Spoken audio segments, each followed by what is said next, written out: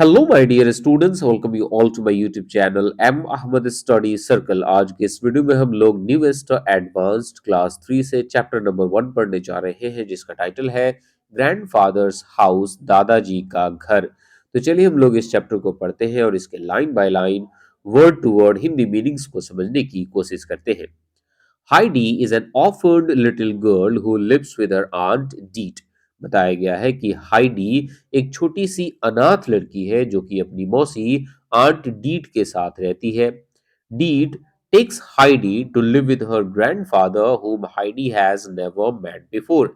अब हाइडी की मौसी आंट डीट हाइडी को उसके ग्रैंडफादर के पास रहने के लिए ले जाती है, जिनसे हाइडी पहले कभी भी नहीं मिली है। He lives in a little wooden house high up on the mountains called Alps with his two goats। बताया गया है कि हाइडी के ग्रैंडफादर जो है वो एल्प्स की पहाड़ियों के ऊपर अपनी दो बकरियों के साथ एक छोटे से लकड़ी के बने हुए घर में रहते हैं। The extract you are about to read describes Heidi's first day in her new home। और ये कहानी जो हम लोग पढ़ने जा रहे हैं वो हाइडी के उसके नए घर, मतलब उसके दादाजी के घर फर्स्ट डे के बारे में बताता है कि उसका फर्स्ट डे उसके न्यू होम में, उसके नए घर में कैसे गुजर रहा है। तो चलिए देखते हैं कि हाइडी का फर्स्ट डे उसके दादाजी के यहाँ कैसा रहा। Now Heidi was alone with grandfather. अब हाइडी अपने दादाजी के साथ बिल्कुल अकेली थी, क्योंकि उसकी मौसी आंट डीट उसको वहां पर छोड़कर वहां से चली गई थी। He sat on a wooden seat looking at the ground। उसके दादाजी एक लकड़ी के बने हुए सीट पे बैठे थे और ग्राउंड की तरफ देख रहे थे। He didn't say a word। उन्होंने एक शब्द भी नहीं बोला था। Heidi walked round the outside of the house। Heidi क्या कर रही थी? तो हाइडी घर के बाहर चारों तरफ घूम रही थी। At one side there was a room for the goats which was empty। बताया गया है कि घर के बाहर एक तरफ में एक बकरियों के लिए कमरा बनाया गया था, बकरियों के लिए एक रूम बनाया गया था जो कि पूरी तरह से खाली था। At the back were three big old fir trees। और घर के पीछे तीन बड़े बड़े फिर ट्रीज थे। तो फिर ट्रीज क्या होते हैं? तो ये एवरग्रीन फॉरेस्ट होते हैं और ये सदाबहार पौधे होते हैं, और इनके पत्ते जो होते हैं वो काफी पतले पतले और नुकीले से होते हैं। She could hear the wind going through them. और इन तीनों बड़े बड़े फिर ट्रीज से होकर जब हवा गुजर रही थी तो वह हवा के गुजरने के आवाज को सुन पा रही थी। The sound was like singing. और इन पेड़ों से होकर गुजरने वाली हवा की आवाज इतनी मधुर थी जैसे कि मानो कि कोई गीत गा रहा हो। And she stopped to listen before going on round the house. और वो उन अ, हवाओं को, हवाओं के गुजरने की आवाज को, जो कि एक गाने की तरह लग रहा था, उसको सुनने के लिए वहीं पर ठहर जाती है और वो घर के चारों तरफ घूमना थोड़ी देर के लिए बंद कर देती है। Grandfather was still in the same place. अभी भी उसके दादाजी बिल्कुल उसी जगह पे थे जहां पे वो पहले एक लकड़ी की कुर्सी पे बैठे हुए थे।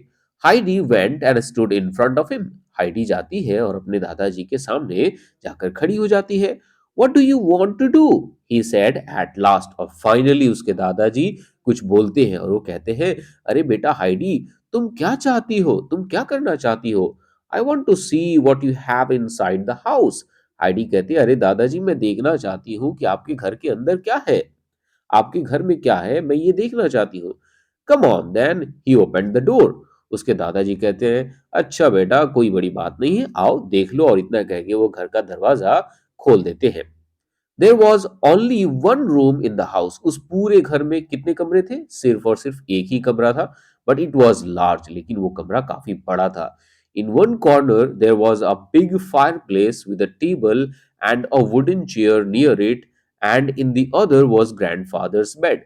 बताया गया है कि उसके घर के उस घर के एक कमरे में एक बड़ा सा फायर प्लेस था, और उस फायर प्लेस के बगल में, उसके पास में एक टेबल रखा गया था और एक लकड़ी का बना हुआ कुर्सी रखा गया था। और घर के दूसरे कोने में दादाजी का बिस्तर था। There was also a big cupboard. और उस घर में एक बहुत बड़ा, उस कमरे में एक बहुत बड़ा अलमारी भी था। It had everything in it that he needed.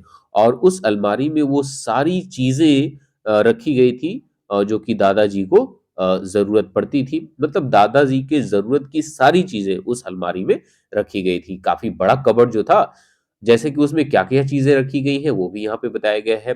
कुछ कपड़े रखे गए थे, कुछ कटोरे थे, कुछ प्लेट थे और खाने की चीजें रखी गई थी, जैसे ब्रेड और चीज रखी गई थी। He carefully put in Heidi's things which Dete had brought. और दादाजी क्या करते हैं, बड़े ही सावधानी से डीट की भी उन सभी चीजों को रख देते हैं, सॉरी, हाइडी के भी उन सभी चीजों को रख देते हैं जो कि उसकी मौसी डीट उसके लिए लेकर आई थी। अब क्योंकि यहाँ पे हाइडी तो कुछ दिनों के लिए रहने आई थी, इसलिए हाइडी के बहुत सारे सामान थे जो कि उसकी मौसी लेकर आई थी और उन सभी चीजों को उस अलमीरे में रख दिया जाता है। Heidi looked round the room. अब हाइडी क्या करती है, कमरे में चारों तरफ देखती है और कहती है, where am I going to sleep grandfather, कि दादाजी मैं कहाँ सोऊंगी। Wherever you want, he said, उसके दादाजी कहते हैं, बेटा तुम जहां चाहो वहां सो सकती हो। Heidi noticed some steps in the corner. तभी हाइडी क्या करती है, हाइडी को उसी कमरे में एक कोने में कुछ सीढ़ियां दिखाई देती है। सी क्लाइम्ब देम, वो उन सीढ़ियों को चढ़ती है and found her self in a room under the roof.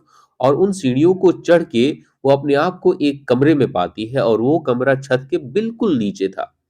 There was hay all over the floor. और वो देखती है कि उस कमरे के फ्लोर पर चारों तरफ सूखे घास फूस रखे गए थे एंड इट स्मेल्ट गुड। और वो जो सूखे घास फूस थे उसकी खुशबू, उसका सुगंध काफी अच्छा था, right. So from a window in the roof she could see the mountains. और वहीं से रूफ में, छत में एक छोटी सी खिड़की लगी हुई थी और उस खिड़की से हाइडी बाहर पहाड़ों को देख पा रही थी। I am going to sleep here, she called. वो चिल्लाते हुए वहीं से कहती है, दादाजी मैं यहीं पे सोऊंगी, इट्स नाइस हियर, यहाँ पे ये जगह जो है वो बहुत ही अच्छी है। Come and see how nice it is, आइए और देखिए ये जगह कितना ज्यादा अच्छा है। I know, I have seen it before, he answered. उसके दादाजी कहते हैं, अरे बेटा मुझे पता है, मैं जानता हूँ, मैंने उस जगह को पहले भी देखा है। Heidi made a little bed for her self out of the hay। Heidi क्या करती है, तो उसी घास फूस से अपना एक छोटा सा प्यारा सा बिस्तर बनाती है। Then she called to grandfather to bring her some seeds.